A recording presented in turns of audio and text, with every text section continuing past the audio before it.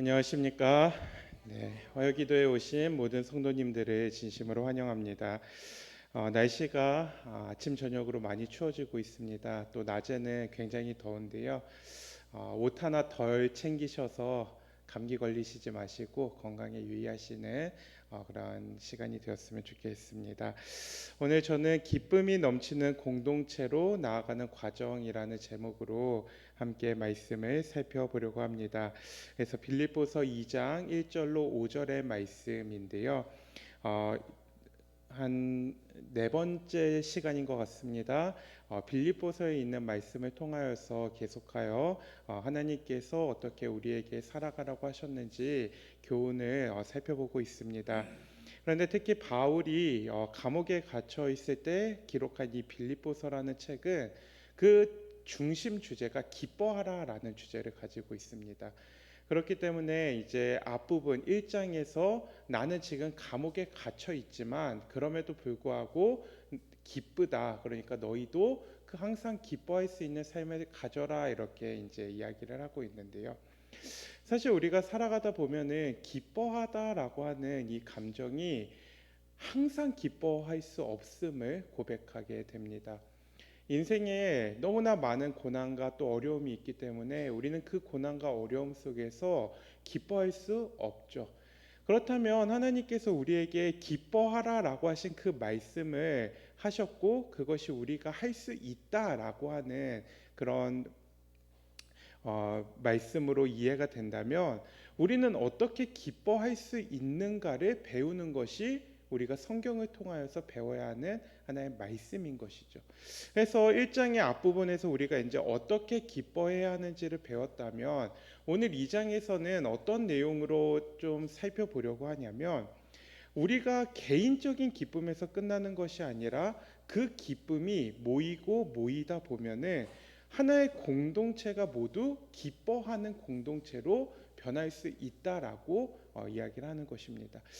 세상에 많은 모임이 있습니다. 조직이 있고 공동체가 있는데 이 공동체나 조직들의 여러 이 상황들을 살펴보면요, 어느 모임은 굉장히 힘이 넘치고 기쁨이 넘치고 활력이 있는 그런 공동체가 있는 반면 어떤 공동체는 항상 좀 다운되어 있고 힘도 없고 의욕도 없는 그런 공동체가 있습니다. 그런데 성경에서는요, 교회는 분명하게 어떤 공동체가 되어야 한다라고 기록을 하고 있냐면 기쁨의 공동체가 되어야 한다라고 분명하게 기록을 하고 있습니다. 그렇다면 하나님께서 우리에게 말씀하시고 우리에게 그 기쁨의 공동체를 가지라고 말씀하신 이 말씀에서 어떻게 우리는 그 기쁨의 공동체를 이루어 갈 수 있을까를 설명해 주는 말씀이 오늘 빌립보서 2장 1절로 5절의 말씀이라 생각할 수 있습니다. 먼저 본문의 말씀을 좀 봉독하도록 하겠습니다. 목사님 죄송하지만 이 화면에 제가 PPT를 준비했기 때문에 좀 전환을 부탁드리겠습니다. 예, 4번입니다. 예, 빌립보서 2장 1절로 5절의 본문의 말씀을 봉독하겠습니다. 그러므로 죄송합니다. 2번입니다. 예, 2번입니다. 그러므로 그리스도 안에 무슨 권면이나 사랑의 무슨 위로나 성령의 무슨 교제나 긍휼이나 자비가 있거든 마음을 같이하여 같은 사랑을 가지고 뜻을 합하며 한 마음을 품어 아무 일에든지 다툼이나 허영으로 하지 말고 오직 겸손한 마음으로 각각 자기보다 남을 낮게 여기고 각각 자기 일을 돌아볼 뿐더러 또한 각각 다른 사람들의 일을 돌아보아 나의 기쁨을 충만케 하라. 너희 안에 이 마음을 품으라. 곧 그리스도 예수의 마음이니라고 기록하고 있습니다. 빌립보서 2장 5절에 보면요, 나의 기쁨을 충만케 하라. 너희 안에 이 마음을 품으라. 곧 그리스도의 예수의 마음이다라고 기록을 하고 있습니다. 이 말씀을요 잘 생각해 보면요, 기쁨에 대해서 이야기를 하고 있는데 이 기쁨에 대한 그 감정을 끌어올리는 근거가 있는데 그 근거는 바로 예수 그리스도의 마음을 품을 때 우리가 기쁨이 넘칠 수 있다라고 기록을 하고 있습니다. 뿐만 아니라 예수 그리스도의 마음이 나의 삶에 들어왔을 때 그 예수 그리스도의 마음을 가진 사람들이 모여서 이루어지는 것이 기쁨의 공동체다라고 성경은 설명하고 있어요. 큰 바위 얼굴이라고 하는 소설을 잘 알고 계실 것입니다. 미국에 있는 작은 마을에 큰 바위 얼굴이라 불리는 거대한 얼굴 모양의 바위산으로 이야기가 시작이 됩니다.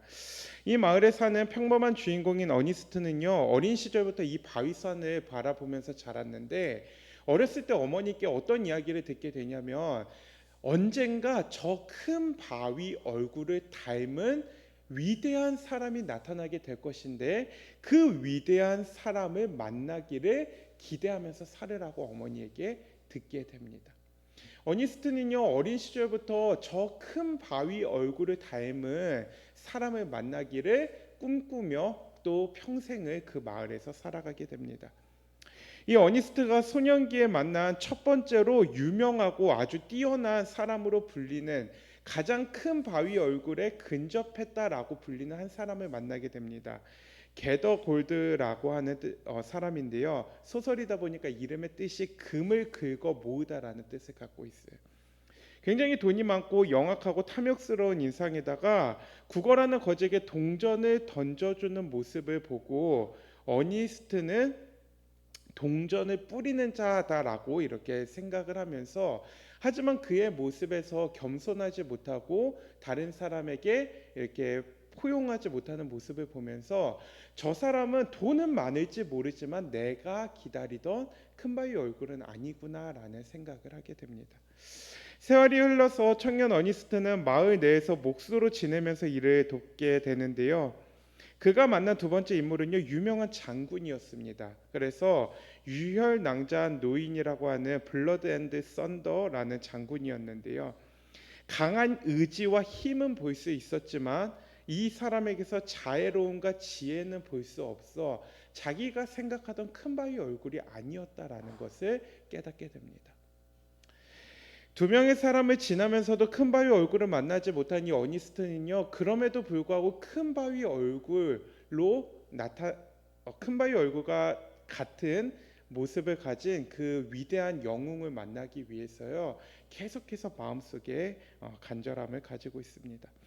다시 세월이 흘러서 어른이 된 어니스트는요, 결혼을 하고 가정을 꾸리며 목수로 일을 하게 되었는데요.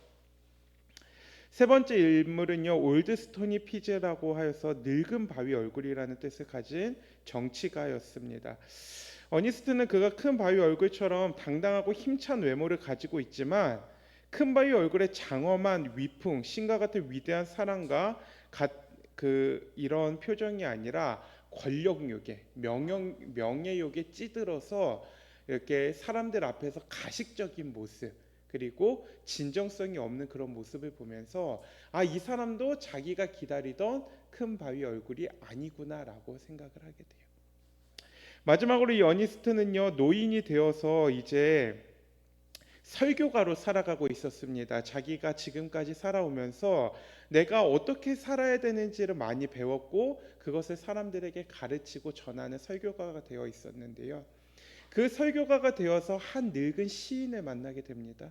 그리고 그 늙은 시인을 만나서 이제 당신은 이제 큰 바위 얼굴입니까? 라고 이제 이렇게 생각을 하면서 그 시인을 보게 되죠.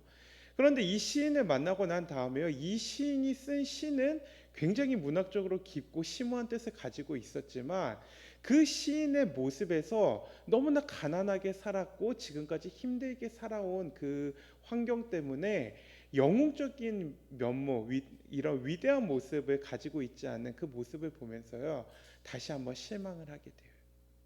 그럼에도 불구하고 이 시인과 이제 오래 교류를 하면서 친구로 지내는 그 와중에 어느 날 이 시인이 어니스트의 설교를 들으러 갔다가 그 어니스트의 설교를 듣다가 이 시인이 깨닫게 됩니다. 무엇을 깨닫게 되냐면 이 어니스트가 바로 큰 바위 얼굴이었구나. 사람들이요 모두 동조합니다. 보니까 당신이 큰바위 얼굴과 참 닮았습니다. 당신은 그런 모습을 가졌습니다라고 이야기했을 때 뭐 결론은 어니스트는 아닙니다. 저보다 훨씬 위대한 사람이 나타날 것입니다라는 어떤 여운을 남기고 이 소설은 맞춰지게 되죠. 잘 아시는 내용이겠지만 제가 다시 한번 이렇게 이 큰바위 얼굴에 대한 이야기를 하게 된 것은요. 결국 이 어니스트가요. 큰 바위 얼굴을 가진 사람을 만나기 위해서요. 먼저 해야 했던 일은 무엇이냐면 큰 바위 얼굴이 어떻게 생겼는지를 계속해서 바라보고 있었다는 것이. 그리고 그 큰 바위 얼굴을 계속해서 바라보다 보니까 자신의 마음속에서의 마음가짐이요. 그 큰 바위 얼굴을 가진 위대한 사람이 나한테 오기 전에 내가 그렇게 살면 좋겠다라고 하는 깨달음을 얻게 되고 그 깨달음을 근거로 자신이 큰 바위 얼굴의 모습과 비슷한 삶을 살아가게 되었다라고 이야기하는 것입니다. 어쩌면 이 큰 바위 얼굴을 만나는 것이 어니스트에게는 굉장히 큰 기쁨이었을 것입니다. 그러나 그 큰 기쁨이 자신이 된다면 얼마나 기쁠까요? 우리는 예수님을 닮은 사람이 되라고 성경이 이야기하고 있습니다. 빌립보서 2장 5절에 나의 기쁨을 충만케 하라 너희 안에 이 마음을 품으라 곧 그리스도의 예수의 마음이니. 즉 성경에서요 하나님의 마음을 품으면 예수님의 마음을 우리가 품었을 때 우리가 기쁨을 얻게 될 것이라고 이야기하는데 우리가 그 기쁨을 얻기 위해서 가장 먼저 해야 하는 것은요 예수님을 계속해서 바라보고 있어야 된다는 것이.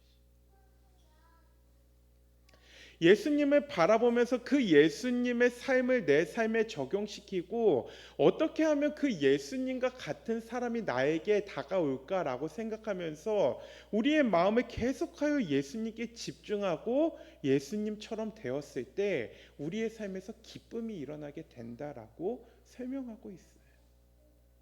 같은 원리로 기쁨의 공동체가 되는 것은요 예수의 마음을 품은 사람들이 예수의 마음을 나타내는 공동체로 만들었을 때요 그 가정에서는 기쁨이 흘러나게 되는 것입니다.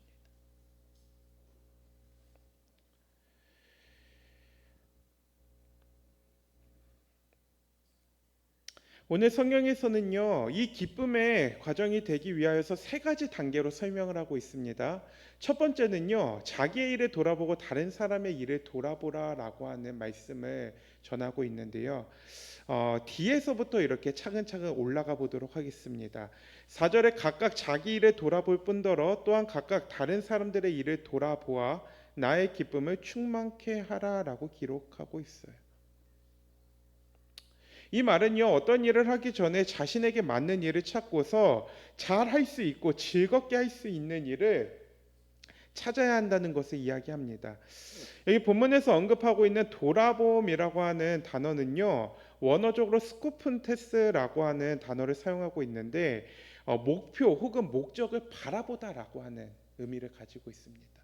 즉 자신을 돌아보는 것에 가장 먼저 해야 되는 것은요 우리가 무엇을 바라보며 살아갈 것인지를 정하는 것이다라고 이야기하고 있습니다.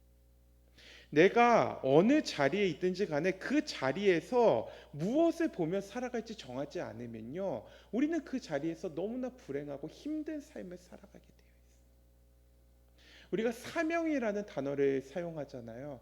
이 사명이라고 하는 단어는 아무리 힘들고 어려운 일이 있을지라도 그러나 그것이 나의 사명이기 때문에 그 일을 향하여 걸어 나간다라고 하는 의미를 포함하고 있어요. 그런데요, 이 사명이라는 것이 잘못되면 우리의 삶에서 어떤 일이 일어나게 되냐면요, 내가 서 있는 곳에서 잘못된 사명으로 인하여 그곳이 완전히 황폐하게 되게 되는 일이 일어나게 됩니다. 간단한 예로 쉽게 설명을 드리자면 옆에 학교가 있습니다. 제가 학교에 있다 보니까 조금 예를 들자면 선생님들도 사명을 가지고서 살아가시는 분들입니다. 근데 이 선생님들이 사명을 가지고서 이 학교에 들어왔는데 어떤 사람이요 선생님으로서의 사명이 아니라 다른 사명, 뭐 예를 들면 그냥 제 머릿속에 지금 떠오르는 대로 나는 지구를 깨끗하겠다. 환경 보호의 사명을 가지고 학교에 들어왔어요. 그러면 사실 학교의 선생님들의 사명은요, 아이들을 잘 가르쳐서 그 아이들이 잘 성장하도록 돕는 것이 사명인데, 이 사람이 학교에 들어와가지고 맨날 공부는 안 시키고 청소만 맨날 시킨다라고 생각을 해봅시다. 그렇다면 이거는 옳은 일인가요? 주변에서 핍박이 들어갈 수 있습니다. 아이들을 좀 가르쳐야 됩니다. 그것도 중요하지만 더 중요한 것이 있습니다. 근데 이 사람은요, 사명이 뭐냐면 깨끗게 하는 게 사명이에요. 그러면 그 자리에서 일어나는 것은요, 성장하지 못하는 아이들, 그리고 그 일로 인하여서 분열되고 파괴되는 공동체의 모습을 보게 되는 것이죠. 이와 같이 우리가 가장 먼저 기쁨의 공동체, 하나로 연합되는 공동체로 이루어지기 위해서는요, 각 개인이 무엇을 보고 무엇을 추구하기 위해서 이 자리에 서 있는가를 보는 것이 가장 중요하다라고 설명하고 있습니다. 사랑하는 성도 여러분, 질문 드리고 싶습니다. 교회에서 우리가 이 교회에 모여서 하나님께 예배드리고 하나님께 찬양드리는 사람으로서 이 자리에 모여 있는데, 우리는 이 교회에서 기쁨의 사람, 기쁨의 공동체가 되기 위하여 무엇을 바라보고 있는지 생각해 보아야 돼요. 우리의 성향에 따라 각자 다른 것을 바라보고 있을 수는 있습니다. 어떤 사람은 설교, 어떤 사람은 봉사, 어떤 사람은 찬양, 어떤 사람은 기도, 어떤 사람은 너무나 힘들어서 위로를 받고 싶어서 이 자리에 있을 수도 있어요. 그러나 성경에서 이야기하고 있는, 우리가 그럼에도 불구하고 한 가지 공통적으로 가져야 하는 목표가 있다고 이야기하는데, 그것은 바로 예수 그리스도의 마음을 품는 것이다라고 성경이 기록하고 있습니다. 제가 고등학교 2학년 때 기숙사에 도방장, 이제 학생들을 관리하는 도방장을 맡았었는데요. 기숙사생들이요 참 취약합니다. 그래서 기숙사생들은요, 안식일 오후만 되면요, 아무도 이렇게 돌봐주지 않습니다. 그래서 제 친구들도 이제 맨날 PC방, 노래방 막 이렇게 다니면서 했는데, 저도 이제 저는 그때 그 옆에 바로 교회가 있어서 학생반에 참여하다가요, 도방장이 되고 나니까요, 한 300명의 이 학생들이 기숙사에 있는데, 이 친구들이 안식일 오후에 그냥 자기 멋대로 뭘 해야 될지 몰라서 막 이렇게 뿔뿔이 흩어지는 게 마음에 별로 안 좋았습니다. 그래서 신학과를 같이 가고자 하는 친구, 그리고 이제 종교부 활동을 하는 친구들을 모아가지고 우리가 기숙사 그 학생반을 하나 만들자라고 이제 이야기를 했습니다. 그래서 이제 친한 동생들을 막 다 불러 모아가지고 학생반을 시작을 했는데요. 재미있었습니다. 처음부터 굉장히 재미있고 막 여러 활동들을 하면서 재미있었는데, 시간이 지나면 지날수록요, 문제가 생기기 시작했어요. 어떤 문제가 생겼냐면, 자기가 지금 여기에서 무엇을 하는지 모르는 문제가 생겼어요. 어떤 친구는 내려와가지고 자기가 친한 동생들이랑 모여가지고 그냥 처음부터 끝까지 그냥 농담 따먹기라고 하죠. 그냥 계속 앉아서 얘기하고 이렇게 깔깔거리다가 가는 친구. 어떤 친구는요, 이제 이성에 관심이 많아가지고 이제 그 학생반을 하다가 자기가 좋아하는 이제 여 동생이랑 이렇게 좀 더 친해지려고 이렇게 하는 모습.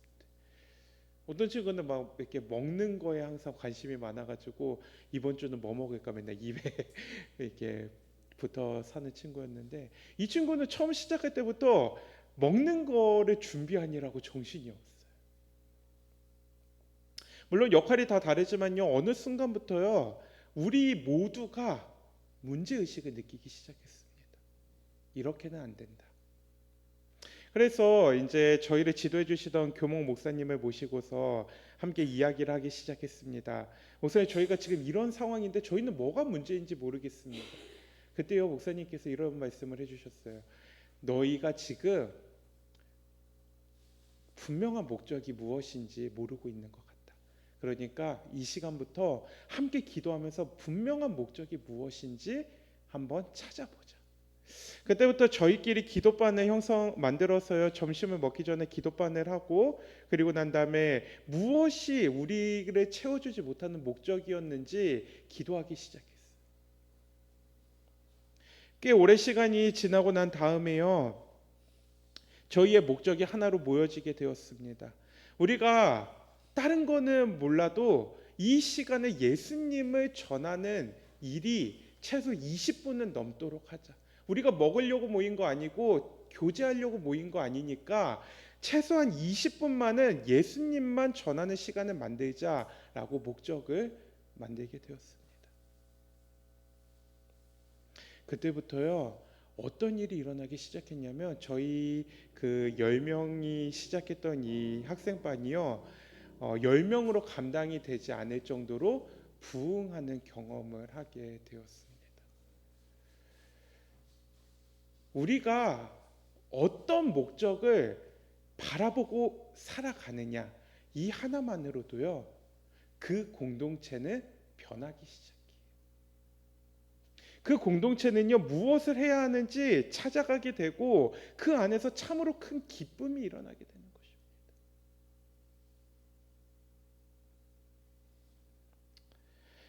하나님의 일을 하는 것 자체가 중요하고 의미가 있는 일이지만, 성장하면서 하나님의 일을 하기 위해서 각자의 은사를 찾아 자신이 즐겁게 할 수 있는 일, 내가 무엇을 바라보면서 무엇을 목적하며 살아가야 되는지를 내 마음속에 분명하게 새겼을 때 공동체는 바뀌기 시작한다는 것입니다.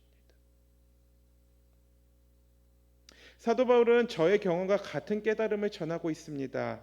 각자 자기의 일을 먼저 돌아보라는 것이.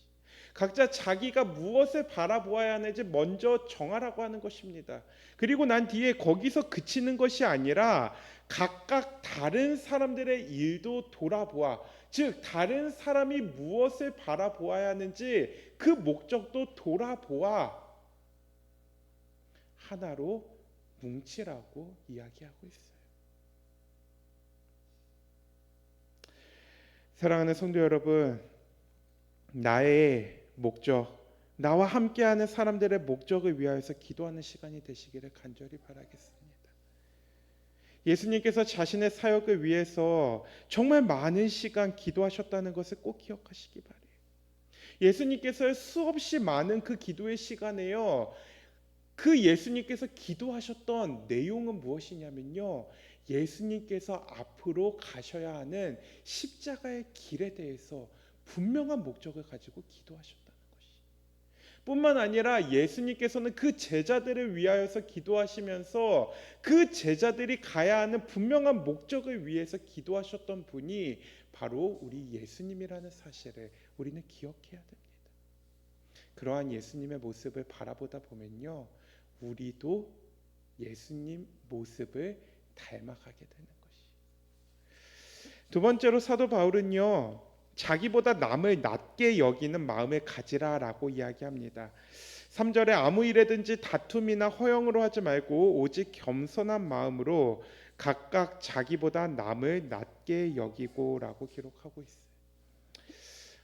제가 요즘 이렇게 좀 한국인으로서 많은 순간 자랑스럽지만, 제 개인적으로 이제 좀 자랑스럽고 뿌듯한 이제 경험을 요즘 많이 하고 있는데요.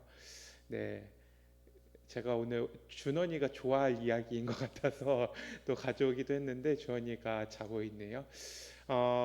손흥민 선수는 이름은 다 들어보셔서 아실 겁니다. 근데 이 손흥민 선수가요, 올해 아시아인으로는 최초로 영국에서 그 클럽의 주장을 맡게 되었습니다.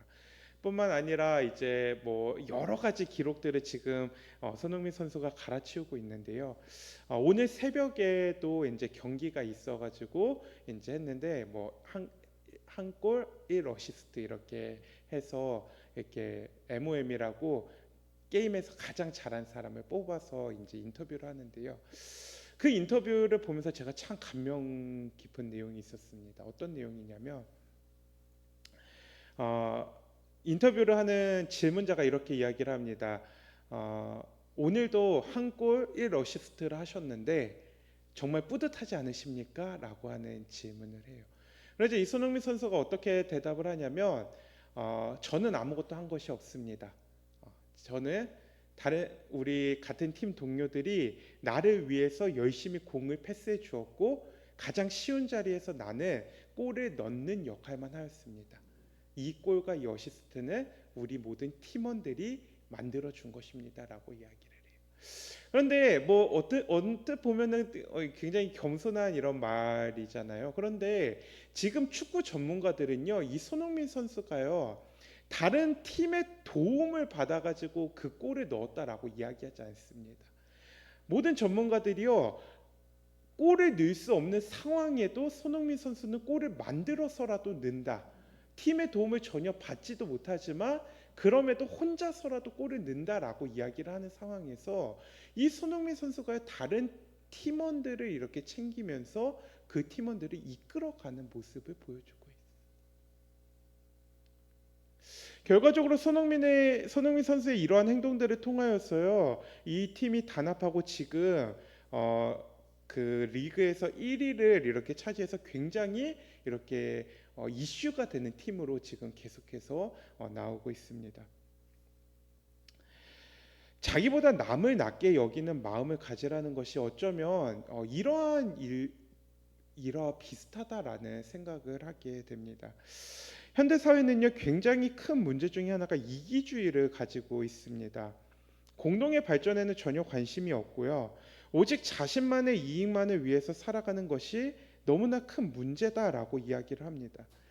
이러한 문제가 일어나게 된 것은요, 현대 사회에 뿌린 그 포스트 모더니즘, 즉 각자 생각한 것에 옳은 대로라고 하는 이 기본 신조에서 이제 시작이 되었는데, 그러니까 사회적으로 올바른 방향이 있지만 그러나 그것도 절대적이지 않고 그 안에서도 내가 옳다고 생각하면 그것이 옳다라고 이야기를 하는 것이죠.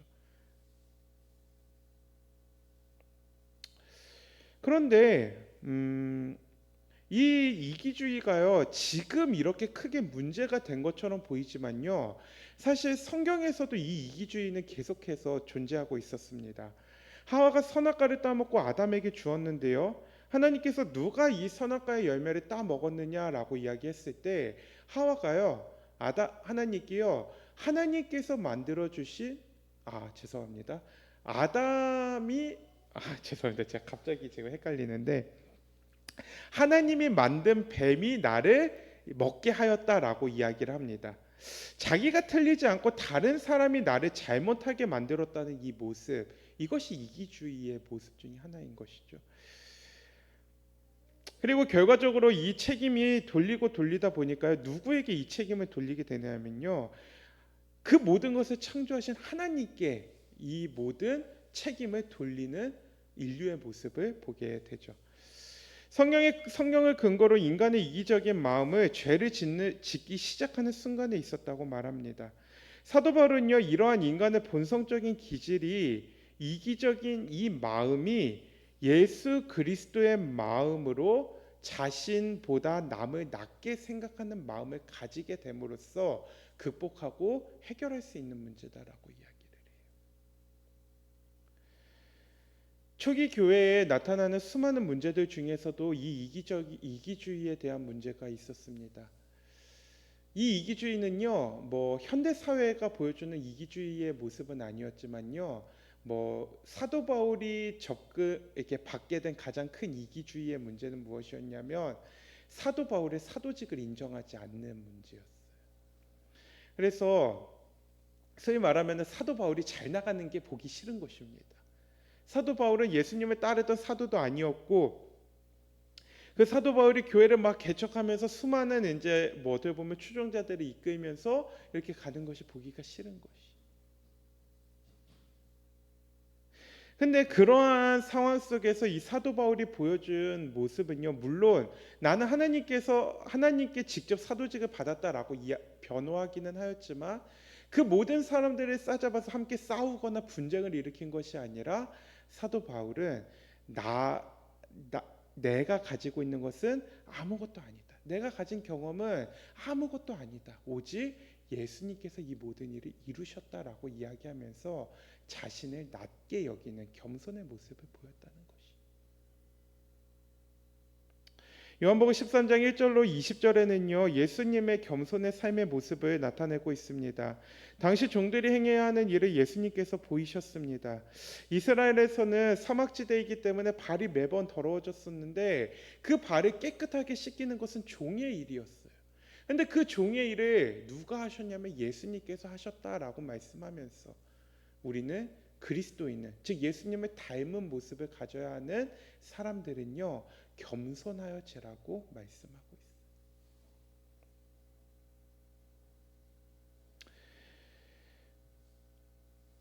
우리도 나보다 남을 낮게 생각하는 마음을 가져야 합니다. 낮게가 아니라 나보다 남을 낮게, 더 좋게 가지는 마음을 생각. 겸손하겠다고 말로만 하는 것이 아니라 예수님의 마음을 받아서 겸손한 행동을 먼저 보이는 모습이 우리에게 필요하다라고 이야기. 예수님께서 제자들의 발을 씻기실 때 예수님의 마음에는 서로 더 높아지고자 하는 마음 대신에요, 서로 자기를 낮추고 남을 높이는 제자들의 모습이 나타나기를 간절히 바라셨어요. 그리고 결과적으로 예수님의 겸손한 모습을 통하여서요, 그 마음 속에 서로 높아지고자 하는 이기적이고 교만한 그 제자들의 마음이요, 변화되었습니다. 자신을 높이지 않고 오직 하나님의 말씀을 높이는 모습을 그들이 가지게 되었어요. 우리가 이 세상을 살면서 기억해야 할 것은요, 하나님의 말씀을 높이기 위해서는 자신을 낮추고 자아를 죽여야 한다는 것을 꼭 기억하시게 되길 바라요.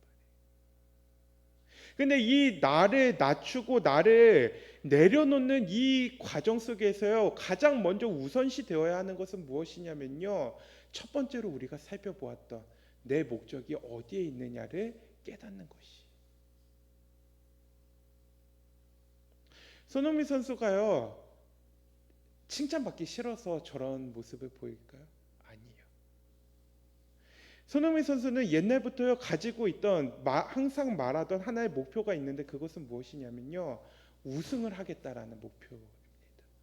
그 우승을 위하여서 나보다 남을 더 낮게 여기는 것, 내가 저들보다 조금 더 낮아지는 것은 아무런 상관이 없다라고 이야기하는 것이.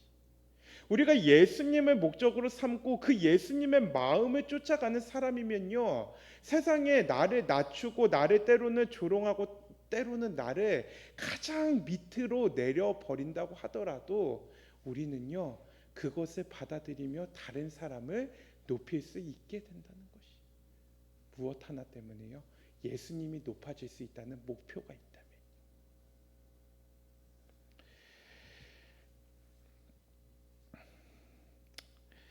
있다면. 세 번째 이 과정까지 함께 공부를 하고 그 다음에 마무리를 좀 해서 정리를 하도록 하겠습니다. 사도 바울은요, 또 기뻐하는 공동체를 만들기 위한 방법으로 같은 사랑을 가지고 뜻을 합하라라고 기록하고 있습니다. 2절에 마음을 같이하여 같은 사랑을 가지고 뜻을 합하여 한 마음을 품으라라고 이야기를 합니다. 기독교에서 가장 많이 강조하는 것은 바로 사랑인데요, 성경의 대부분이 이 사랑을 기본 전제로 제시를 하고 있습니다. 그래서 예수님께서 죄인을 위해 이 땅으로 오실 때에도 인류를 사랑하시는 하나님의 마음이 그 안에 포함이 되어 있었습니다. 본문 1절의 말씀에 보면요, 그리스도 안에 무슨 권면이나 사랑의 무슨 위로나 성령의 무슨 교제나 긍휼이나 자비가 있거든 마음을 같이하여 같은 사랑을 가지고 뜻을 합하여 한 마음을 품으라라고 기록하고 있습니다. 여러 가지 상황들이 있다는 것입니다. 그 모든 것들을 다 포함하고서라도 그것들이 하나로 뭉쳐지게 하여서 결국에 연합할 것을 이야기하는데, 그 연합의 가장 기본이 되는 사상은 사랑이라고 이야기를 하고 있습니다.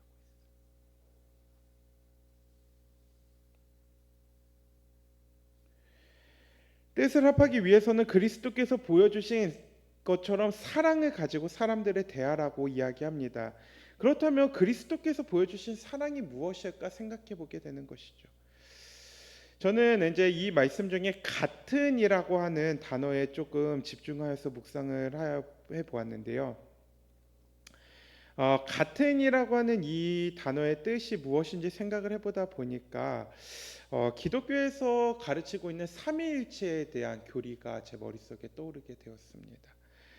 각 개체로 세 분의 하나님이 계시지만 모두 하나의 목적을 위해서 각기 다른 활동을 하시는 하나님을 제시하고 있습니다. 그런데요, 이 삼위일체를 설명하기 위해서요, 수많은 그 신학적인 그리고 교리적인 이 연구가 있지만요, 그 모든 연구를 통틀어서 무엇이 빠지면 이 모든 것이 설명이 되지 않냐면 사랑이 빠지면 아무것도 설명이 될 수가 없어요. 같은 사랑이라고 하는 것은요, 서로 맡은 직분 그리고 서로 맡은 일은 각자 다를 수 있습니다. 역할은 다를 수 있어요. 그런데 같은 사랑을 가지고 살아가라는 것이죠. 죄송합니다. 예수님께서요, 또 사도 바울은요, 교회를 바라보면서 이렇게 이야기를 하고 있습니다. 같은 사랑을 가지고 협력하라라고 이야기를. 나를 사랑하는 마음을 버리고 예수 그리스도께서 보여주신 것처럼 배타적이고 자신을 희생하는 사랑을 공동체를 통해서 보여주라고 우리에게 말씀하고 있습니다.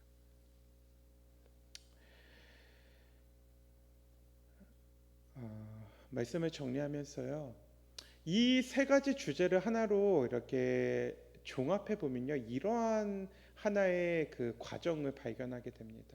어떤 과정을 발견하게 되냐면, 한 가지 목표를 가졌을 때요, 그 목표로 인하여서 우리는 어떤 마음을 가질 수 있냐면, 그 목표에 도달하기 위해서 겸손한 마음을 보이고 남을 높일 수 있는 마음을 가지게 된다는 것입니다.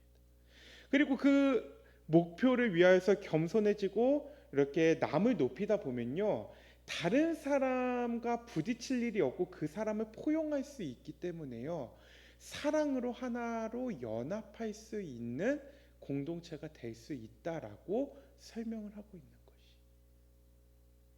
그렇게 하여서 서로 연합을 하다 보면 어떤 결과에 도달하게 되냐면 그 목적에 도달하게 되는 것이죠. 사랑의 관계는 아니지만요, 이 손흥민 선수가 속해 있는 이 토트넘이라는 팀이요, 작년에 9위 팀이었고 올해는 우승 확률이 2%였어요. 2%. 그런데 지금 경기가 진행되면서 몇 프로까지 올라왔냐면 27%까지 우승 확률이 올라왔습니다. 그래서 지금은 1위를 하고 있는데, 모든 선수들이 협력하여서 그 팀을 경기를 임하다 보니까요, 목적에 도달해 가는 모습이 보이는 것이죠.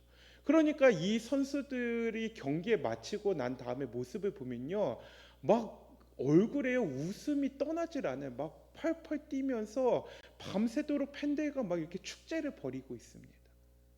이게 어떤 그 근거에서 이 일이 가능하냐면 목적에 도달했기 때문에, 목적에 도달해 가는 것처럼 보이기 때문에. 우리도요, 예수님을 목적으로 가지고 예수님의 마음을 품는 것을 목적으로 살아가는 그 삶 속에서요, 예수님께 점점 다가가는 것 같고 그 목적에 도달하는 것처럼 보이면요, 우리의 모습은요, 서로의 얼굴을 보면서요, 기뻐할 수밖에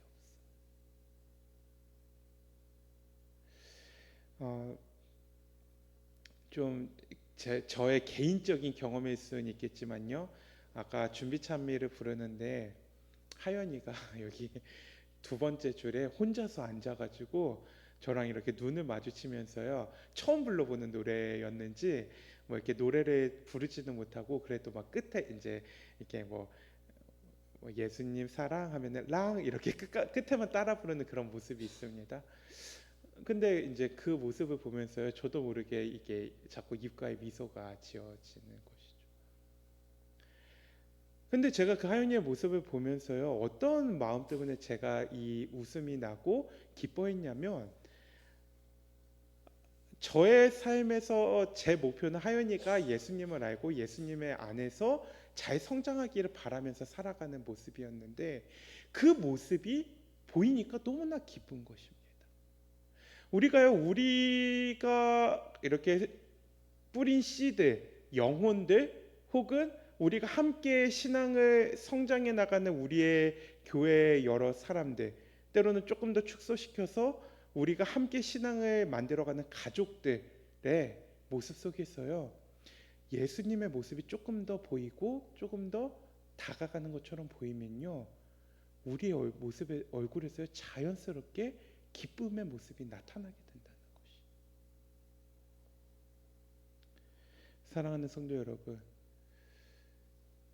저는 목회자로서 이 마음을 품는 것도 당연하지만 한 사람의 신앙인으로서요, 내가 속해 있는 공동체가 정말 기쁨이 넘치는 공동체가 되었으면 좋겠다라는 생각을 해요. 제가 속해 있는 공동체 중에 하나는 우리 중동교회도 함께 포함이 되어 있는 것이죠.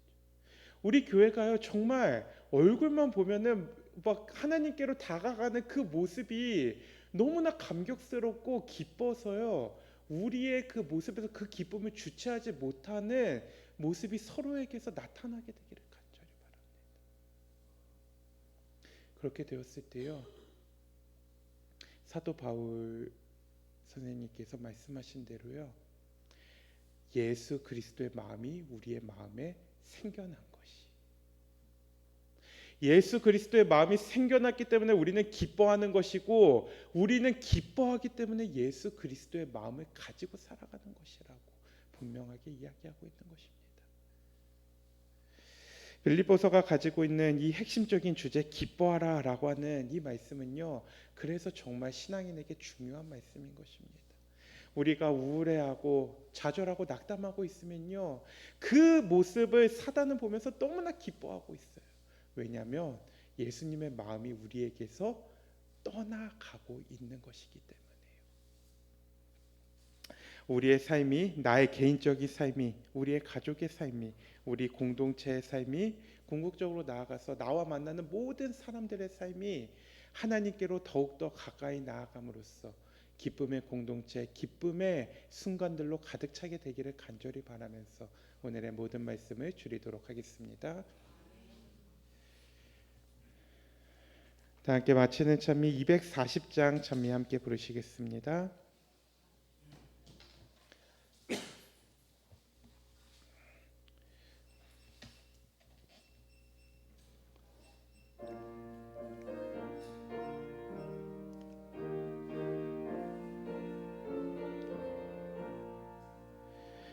주 예수 크신 사랑 내 말해 주시오. 내 평생 듣던 말씀 또 들려 주시오.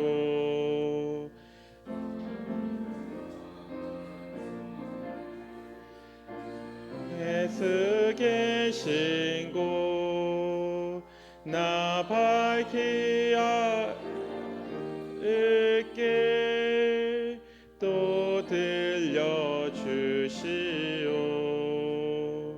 내 평생 듣던 말씀, 내 평생 듣던 말씀, 주 예수 크신 사랑 또 들려주시오. 주 예수 나를 위해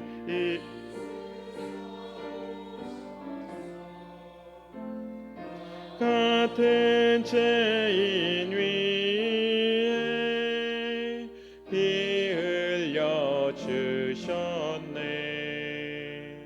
날 구속하신 은혜 늘 잊기 쉬우니 이 복스러운 말씀 또 들려주시오.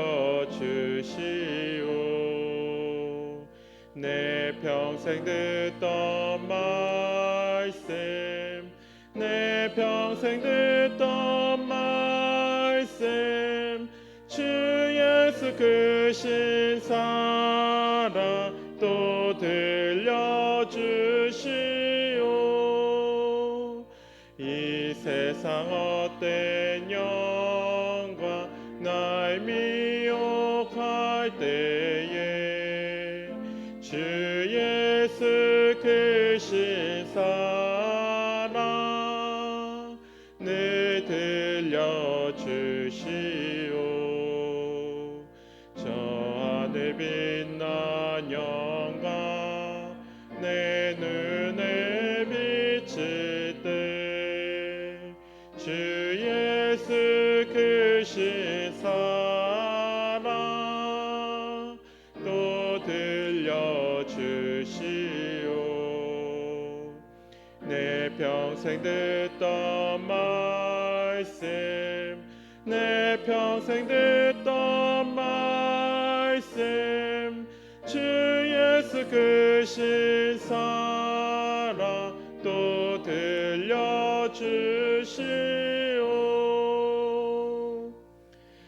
사랑이 많으신 하나님 아버지, 우리가 매 순간 기뻐할 수 있도록 축복하여 주시옵소서.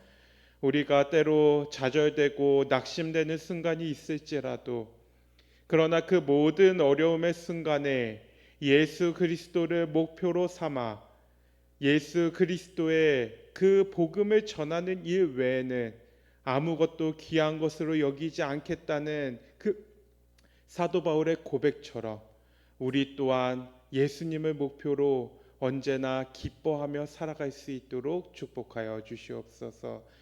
이번 한 주를 살아가면서 우리 하나님께서 주신 능력으로 살아가기를 원합니다. 그 하나님의 말씀 또 그 하나님의 보호하심에 인도하여 남은 한 주의 시간을 보내고 다시 만날 때 기쁨의 얼굴과 감정으로 우리가 함께 만날 수 있도록 축복하여 주시옵소서. 사랑이 많으신 예수 그리스도 이름으로 간절히 기도합니다. 아멘.